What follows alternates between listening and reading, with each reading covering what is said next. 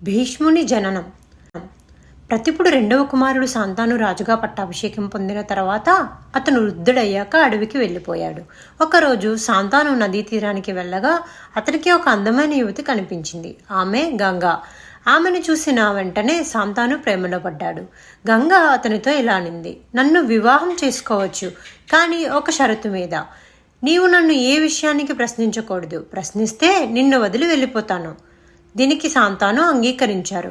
వివాహం చేసుకున్నారు. ప్రతిసారి గంగా ఒక కుమారుని ప్రసవించినప్పుడు వెంటనే అతన్ని నదిలోకి తోసివేసింది. శాంతానికి బాధగా అనిపించినా తన వాగ్దానాన్ని గౌరవిస్తూ ప్రశ్నించలేదు. 7 కుమారులను ఇలా మరిచిపోయిన తర్వాత గంగా 8వ కుమారునికి ముంచబోతుండగా శాంతాను నిరోధించాడు.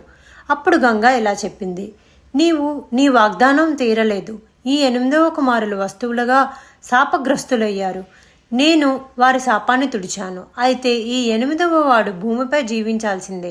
అతను నీ వద్ద తిరిగి వస్తాడు. ఇతడే భీష్ముడు.